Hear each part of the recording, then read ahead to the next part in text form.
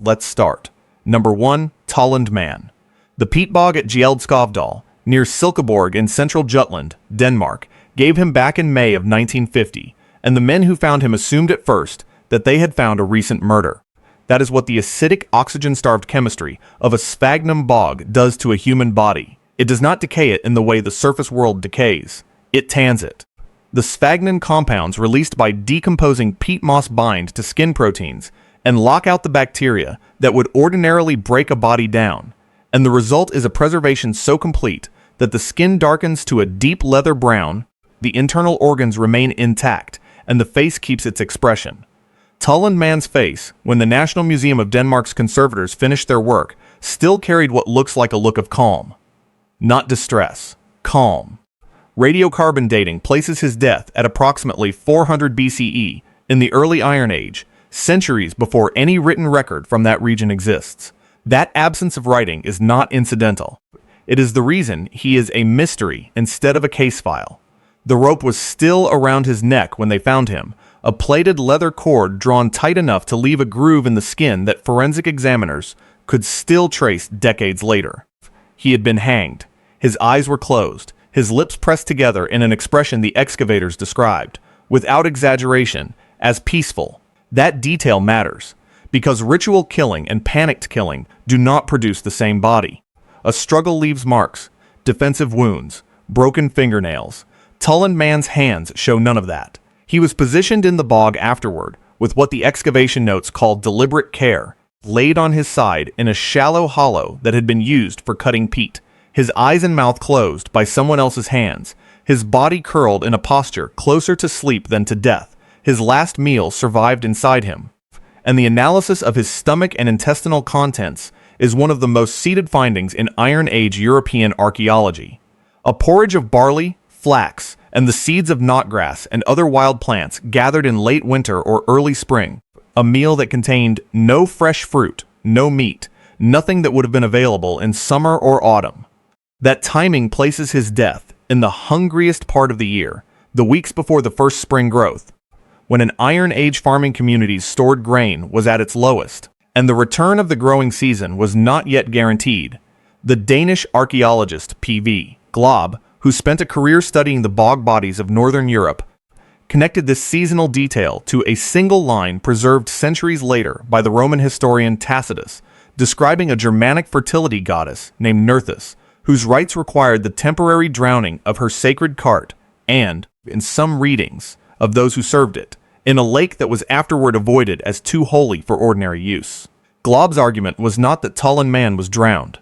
He was hanged, but the season, the calm expression, the careful positioning, and the region's later folk memory of goddesses who required a body at the year's hungriest hinge point, all point in the same direction. A sacrifice offered not out of anger, but out of necessity. At the exact calendar moment a community needed the world to keep turning, less than 8 miles from where Tollund Man was recovered, the same bog system gave up another body decades earlier, in 1938. Elling Woman, dated to a period several centuries before Tollund Man, was found bound and hanged by the same method, in the same kind of hollow, suggesting not a single crisis but a sustained tradition returned to across generations. The same bog, serving the same purpose long enough for the method itself to become custom. More than 500 bog bodies have been recovered from the peatlands of Denmark, Germany, Ireland, and the Netherlands, and a significant fraction of them share this signature: death in late winter or early spring. Careful, non-violent looking positioning. No signs of a struggle. The bogs kept them because the bogs were never meant to give them back. Modern reanalysis of the bog chemistry itself has added a layer the original excavators could not have measured. The same acidic conditions that preserved Tollund Man's skin also dissolved his bones almost completely. A paradox of bog preservation confirmed by CT scanning, conducted by Danish researchers decades after his recovery. Work that found the skeleton beneath the intact skin had been reduced to a soft, collapsed shadow of its former structure. The bog gave back a face and took the frame beneath it, a trade that mirrors, with an accuracy no excavator planned for, the logic the community that placed him there seems to have believed in. Something is always kept. Something is always taken. Number 2, Lindow Man. discovered in August of 1984 in Lindow Moss, a peat bog in Cheshire, England, by a peat cutting machine that sliced cleanly through his skull and left the rest of him almost undisturbed beneath. Where Tollund Man shows a single, careful method of death, Lindow Man shows three, applied in quick succession, and the forensic pathologists who examined him at the British Museum could not agree on why a single killing would require that much redundancy.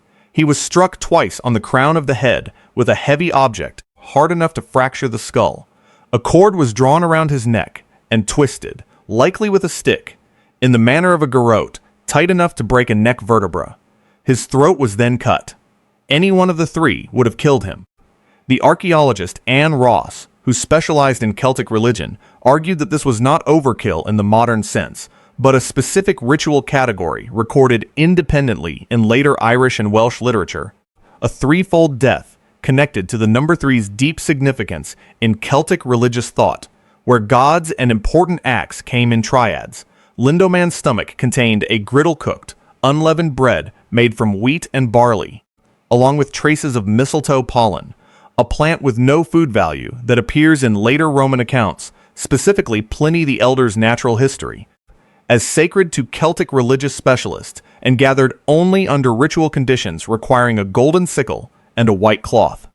Radiocarbon dating places his death within a wide window centered on the 1st or 2nd century of the Common Era, a period that overlaps with the Roman conquest of Britain, a moment of genuine, existential upheaval for the communities whose entire religious and political order was being dismantled by an invading empire. Some archaeologists have proposed that Lindow Man's death represents exactly that kind of crisis offering, a body given to hold back a collapse that, this time, could not be held back. Peat cutting at the same site in the years that followed produced two further partial sets of remains, catalogued as Limb 3, dated to a broadly similar period, suggesting the bog was returned to more than once for the same purpose across a span of decades, rather than serving as the site of a single isolated event. That distinction matters. A single body in a bog can be an accident, a burial, a murder concealed. A pattern of bodies, deposited across generations at the same location and treated with the same ritual signature, is a maintained tradition, not an anomaly. The bog that kept Lindow Man is less than 300 miles from the site where Britain's own closest parallel, Worsley Man, was recovered from a Manchester peat bog in 1958. Another decapitated body, with a garrote still around the neck. Different bogs, different centuries, the same underlying logic. The world was understood to run on a kind of credit, and credit required collateral. Lindow Man's stomach contents carried one further detail the pathology team did not resolve until years after the initial publication. Trace amounts of a fungal compound consistent with ergot, a rye and grain contaminant capable of producing hallucination, convulsion, and, at sufficient concentration, death on its own, were identified in later toxicological review, raising the possibility that whoever selected him for the threefold death had also been guided toward that selection by a symptom the community itself could not otherwise explain. Whether the ergot was incidental to his last meal or central to how he came to be chosen at all is a question the tissue itself cannot answer, but it places one more layer of the unexplained directly inside the body the bog preserved. Number 3. Göbekli Tepe.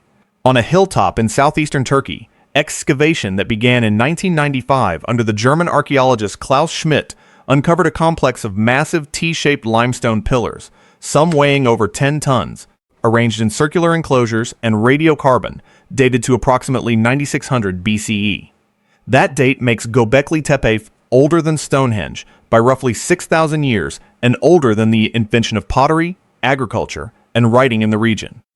It was built by hunter-gatherers, a fact that overturned decades of assumption that monumental architecture required settled farming communities to organize the labor. The pillars are carved with foxes, boars, snakes, and vultures. And one pillar in particular, catalogued as Pillar 43 in the site's central enclosure D, and known informally as the Vulture Stone, carries a relief showing large birds hovering over what appears to be a headless human figure.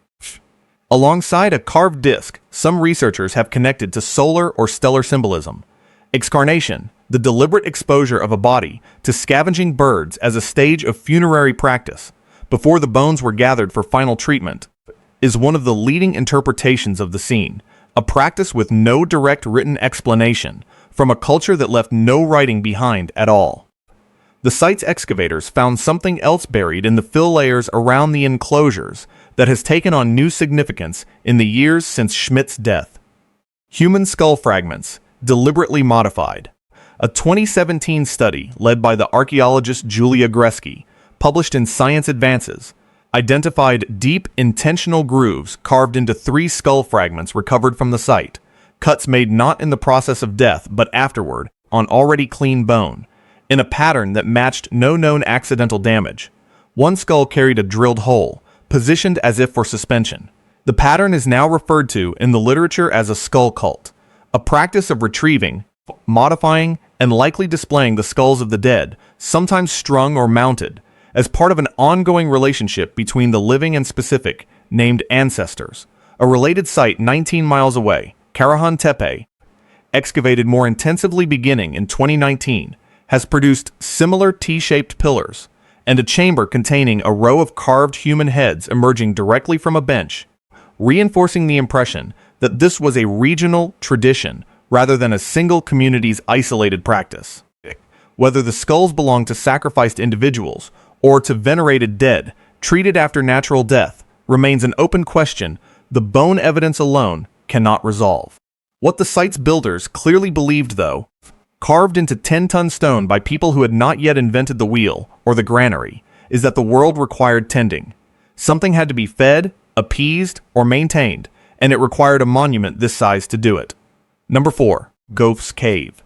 In the limestone gorge at Cheddar in Somerset, England, a cave system excavated across the 20th century and re-examined with modern forensic techniques in a landmark 2011 study by Sylvia Bello and colleagues at London's Natural History Museum, produced the oldest confirmed evidence of ritual human skull modification in the world. The bones date to approximately 14,700 years ago, in the Magdalenian period, at the tail end of the last ice age, when the glaciers that had locked most of northern Europe under ice for millennia were beginning, unevenly and with periodic reversals, to retreat. The human remains at Gough's cave show cut marks consistent with the deliberate removal of flesh from the bone. In a pattern matching the butchery marks found on the animal remains in the same layer, a detail the 2011 study treated with clinical precision rather than sensationalism. But the skulls received a second stage of processing the animal bones did not. After the flesh was removed, the skulls were carefully trimmed around the edges, and the internal surfaces smoothed, producing what the research team's microscopic analysis confirmed were finished drinking cups, shaped with a level of care inconsistent with a purely nutritional purpose. Whatever happened to the bodies at Gough's cave, the skull cups were the final, considered product of the process, not an accident of survival. The same layer produced engraved bone and antler fragments carrying deliberate zigzag and cross-hatched patterns, a style of Magdalenian portable art found at comparable sites across what is now northern Spain and southern France, suggesting the community at Cheddar Gorge was part of a wider cultural network stretching across the Ice Age landscape that briefly connected Britain to the European mainland by dry land. The glacial period these people were living through was not a stable one. Ice core data from Greenland shows the final millennia of the last glaciation included the older Dryas and younger Dryas cold snaps, abrupt returns to near glacial temperatures after periods of warming, collapses that could undo a generation's adaptation to a changing world in the span of decades. A community facing that kind of climatic whiplash, one that could not explain it, had two choices. Assume the world was breaking permanently, or assume something could be done to hold it together. The skull cups suggest they chose the second option, and that whatever ritual required them was serious enough to survive in the archaeological record for nearly 15,000 years. Number 5. The sacred cenote of Chichén Itzá. The great sinkhole at the northern edge of the Maya city of Chichén Itzá in the Yucatan Peninsula is a natural limestone shaft roughly 60 meters across, its water surface sitting about 20 meters below the surrounding jungle floor, and its true depth, when the American consul Edward Thompson began dredging it in the early 1900s, turned out to run more than 13 meters deep beneath that water into a thick layer of accumulated sediment. What Thompson pulled up, and what subsequent, more careful excavations by the National Institute of Anthropology and History continued to recover into the 21st century, was not treasure in the sense he had hoped. Alongside gold discs, carved jade, and copal incense, it was offerings, and it was people. The skeletal remains recovered from the Cenote sediment include a disproportionate number of children, alongside adult men and women, deposited across a span of centuries that overlapped the region's worst documented droughts. The Maya rain deity, Chayak, recorded in later colonial-era accounts and in the surviving Maya codices, was understood to control the rains that Yucatan's thin, porous limestone soil depended on entirely. Since the peninsula has almost no surface rivers, and its communities relied on cenotes like this one as their only reliable water source. When the rains failed, the logic recorded by Spanish chroniclers who interviewed Maya informants in the 16th century held that shock required feeding, and the cenote, already understood as an entrance to the underworld, was where that feeding took place. Dradi Ring and lake sediment records reconstructed by paleoclimatologists studying the Yucatan identify a series of severe multi-year droughts clustering around 800 to 1000 CE, the same window in which the Maya lowlands underwent what archaeologists call the terminal classic collapse, the widespread abandonment of major cities across the region. The cenotes deposits do not stop at that period. They continue through it, into the centuries when Chichén Itzá rose as the dominant power in the northern Yucatan, precisely as its neighbors were failing. Isotope analysis conducted on some of the recovered remains in the 2000s found chemical signatures in the bone consistent with a diet that had shifted in the final months before death, a change some researchers have interpreted as evidence of ritual preparation, a period of controlled feeding before the offering was made. The cenote was not a place of panic. It was infrastructure, maintained across generations, for solving a problem that had no other solution available, to a civilization that could not make rain fall by any other means it possessed. Divers working the cenote in more recent surveys, using equipment Thompson's dredging crews never had access to, have mapped a submerged cave system extending outward from the base of the shaft. Passages that had already been explored in some limited capacity by whoever placed offerings at the water's edge centuries before diving equipment existed. The cenote was never simply a hole to be filled. It was understood by the people who used it as a threshold, a boundary crossing into a lower world that continued past the point human eyes could follow, and every offering dropped through the surface was a message sent into a system whose full extent Chichén Itzá's own priests could only partially map. Number 6. Capacocha. High in the Andes, on the summit of the volcano Lulayaco, straddling the border of Argentina and Chile at over 6,700 meters above sea level, the anthropologist Johann Reinhard and his team in 1999 recovered 3 Inca children, so well preserved by the cold, dry, oxygen-thin air of the high peak that their internal organs remained intact, their clothing largely undamaged by 5 centuries of burial. The Lulayaco maiden, as she is now known, was approximately 13 years old at the time of her death, and the analysis of her hair, which grows at a measurable, near-constant rate and stores a chemical record of everything a person eats and drinks, allowed researchers to reconstruct the final year of her life almost month by month. That analysis, published in a series of studies through the 2010s, found a documented shift roughly a year before her death from the everyday diet of an ordinary Inca subject toward foods reserved for elites, maize, and animal protein in far greater quantity. A promotion in diet that corresponds precisely to the ritual selection process recorded by Spanish chroniclers under the Quechua term Capacocha. Children selected for this rite, chosen for their physical perfection according to Inca ritual standards, were brought to Cusco, presented to the emperor, and then walked, over weeks, to a sacred mountain believed to house a local deity, an Apu, whose favor governed the rains, the harvests, and the stability of the region beneath it. The 2 children buried alongside the maiden received different treatment that the excavation team read as evidence of a more complicated event than a single uniform ceremony. The child now called the Lulayaco boy, roughly 7 years old, shows signs consistent with binding and possible suffocation.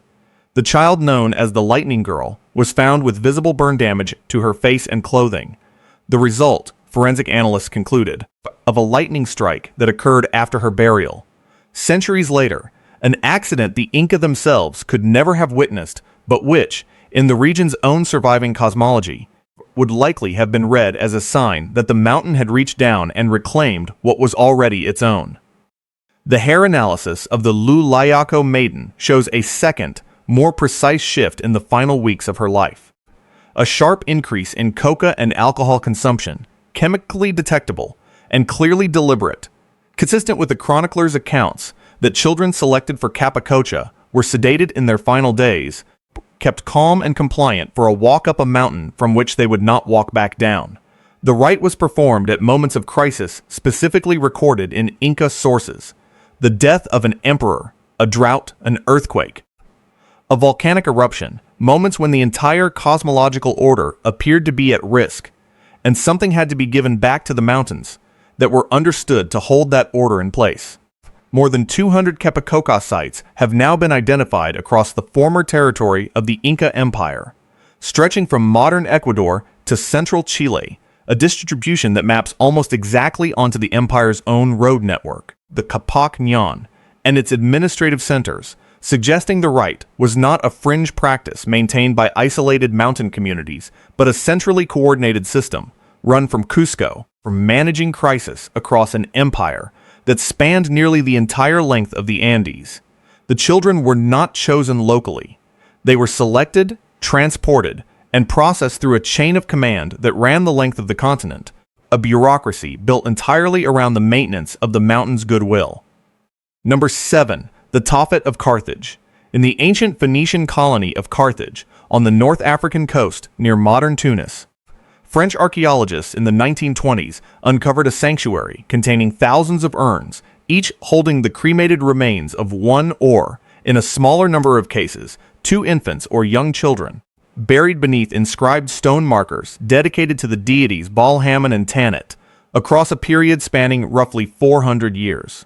Ancient Greek and Roman authors, including Diodorus Siculus and Plutarch, described the Carthaginians as practicing child sacrifice, an accusation that later generations of scholars, wary of accepting the claims of a civilization's conquerors about that civilization's worst practices, spent decades attempting to dismiss as wartime propaganda. A 2014 study led by Josephine Quinn, published in the journal Antiquity, reopened the question with a demographic argument the propaganda theory could not easily answer. If the Tophet were simply a cemetery for children who died of natural causes, its age distribution should mirror the age distribution of infant mortality in any pre-modern population, weighted heavily toward the earliest days and weeks of life, when death from disease and complications is statistically most common. The skeletal and dental evidence recovered from the urns instead clustered around a narrower, later window. A pattern, the study's authors argued, was more consistent with selection at a specific chosen age than with the passive accumulation of natural deaths. The inscriptions on the stone markers above the urn's record vows, promises made to Baal Hamon and Tanit in exchange for a specific request granted, phrased in formulas that recur across hundreds of stones with only the names changed, using a term, melke, that appears across the wider Phoenician Punic world, and gives the practice its modern scholarly name, mulk sacrifice. A comparable sanctuary, excavated at Modia, a Phoenician settlement on a small island off the western coast of Sicily, produced the same urn and stele pattern on a smaller scale, suggesting the practice traveled with Phoenician colonists across the Mediterranean, rather than developing in Carthage alone. Carthage was a city perpetually at war. Dependent on trade routes across the Mediterranean it did not fully control, and its inscriptions record the sanctuary's busiest periods clustering around the city's worst military crises, including the years surrounding its catastrophic defeat in the First Punic War. When the city's survival was genuinely in question, the Tophet's activity, by the archaeological record's own count, increased. That distinction matters. A tradition maintained quietly across 4 centuries is a baseline. A tradition that spikes precisely when the city's outer defenses are failing is a response. Number 8. Anemospilia. On the northern slope of Mount Euctus on the island of Crete, the Greek archaeologists Yannis and Afi Sakellarakas excavated a small temple in 1979 that had been buried, and in the process preserved almost perfectly, by a sudden structural collapse dated by the pottery and artifacts inside to approximately 1700 BCE, a period of severe seismic activity across the Aegean tied to the volcanic and tectonic instability of the region. Inside the temple's central chamber, the excavators found 4 skeletons in positions the site's destruction had frozen in place. 3 appeared to be priests and an attendant. The 4th lay bound, on his side, atop a raised stone platform the excavators identified as an altar, his legs drawn up in a position consistent with restraint, a bronze dagger, its blade discolored in a pattern the excavators interpreted as exposure to blood, resting on his ribs. The Sakellarakas team's published interpretation, and it remains contested within Minoan archaeology to this day, was that they had found the physical evidence of a human sacrifice, interrupted, at the exact moment it was being performed, likely in response to the earthquake activity that was already shaking the region when the ritual began, and that the same earthquake sequence that the sacrifice was meant to appease brought the temple's roof down on the 4 people inside before the rite could be completed or the participants could escape. The blood residue on the dagger, later chemical analysis suggested, showed patterns consistent with a fresh wound. A painted ceramic vessel found near the altar carries an image of a bull in a running posture, a recurring motif across Minoan religious art, whose exact ritual meaning has never been fully recovered from a civilization whose own script, Linear A, remains undeciphered. Anemospilia is not the only Cretan site to raise the question.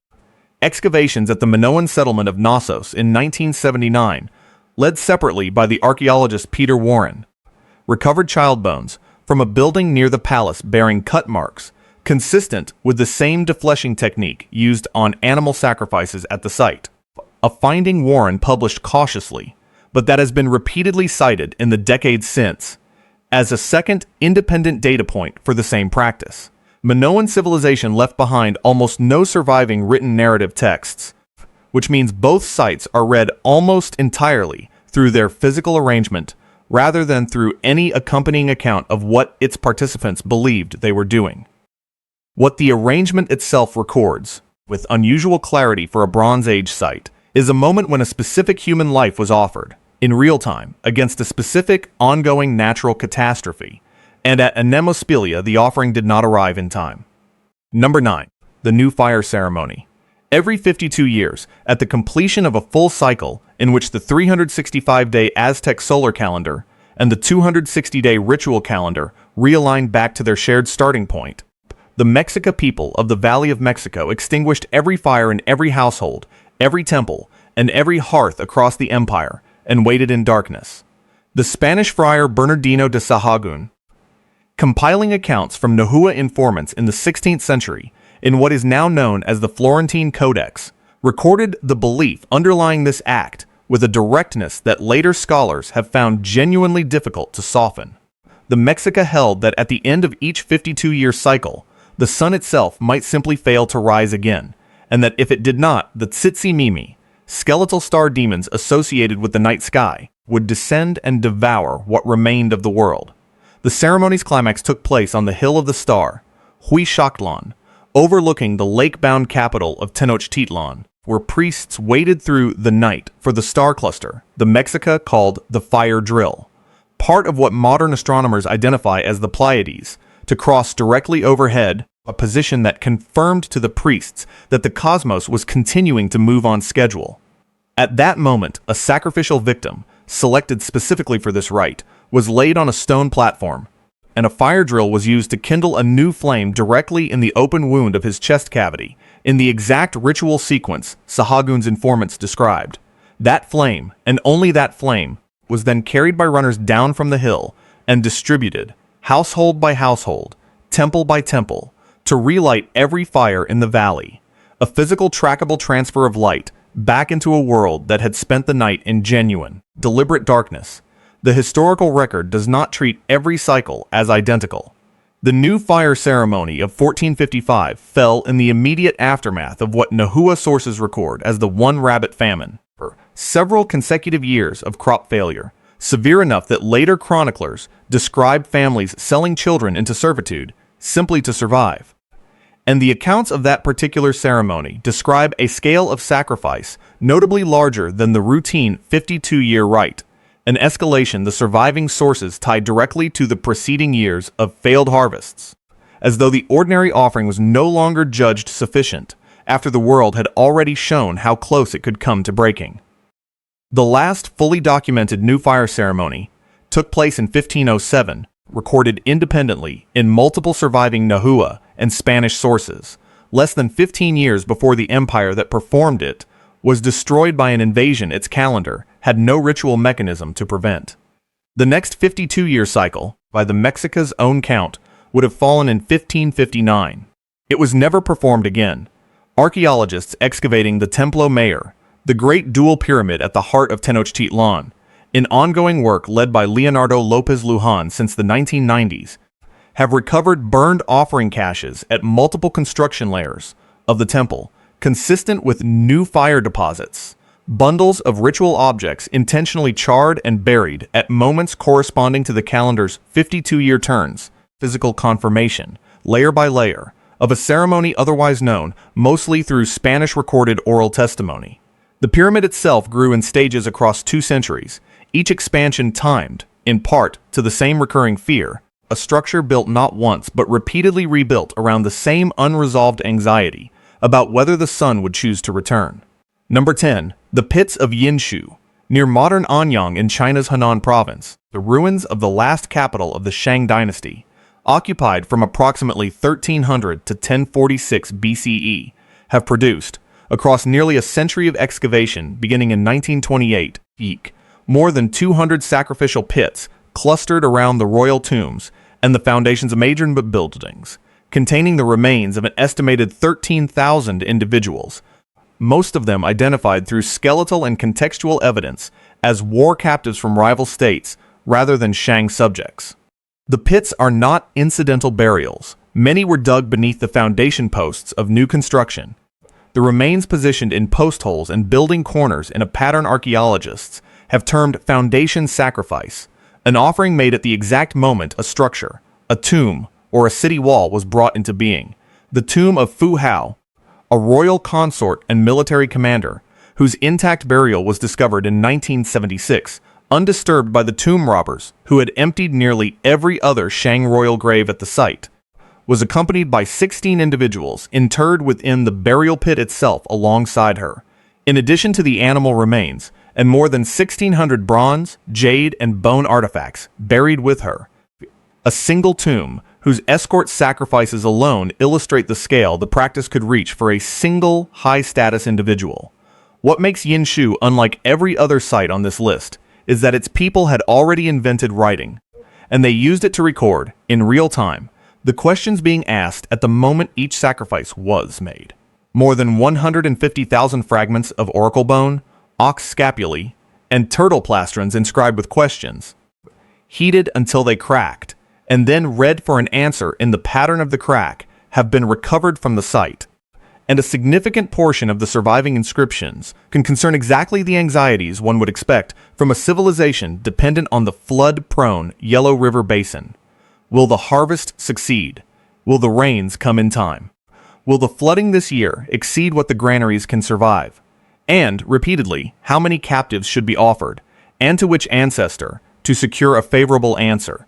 Centuries later, the historian Sima Qian, compiling the records of the Grand Historian around 94 BCE, preserved a folk memory of the Shang's final kings that described exactly the kind of excess the oracle bones themselves never openly criticize but do. In their sheer accumulated volume, quietly document an empire that kept adding to the ledger of what it owed the unseen world without ever managing to pay the balance down. The scale of Yinxu's sacrificial pits tracks, when cross-referenced against the flood and drought records preserved in the oracle bone inscriptions themselves, the periods of the dynasty's greatest environmental and political instability, spikes, in sacrificial activity clustering around the reigns, and the years the inscriptions independently record as crisis years. The Shang did not separate the maintenance of the natural world from the maintenance of the political one.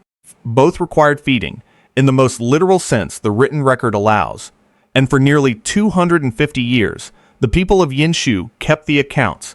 If you followed these 10 records, 10 sites, 4 continents, 3 separate methods of preservation, from the acid of a Danish bog to the ice of an Andean summit to the ink of a Chinese oracle bone, subscribe to continue exploring the archaeological record alongside the belief systems that produced it. Leave a comment with where in the world you're watching from. Every continent on this list has a site somewhere beneath it.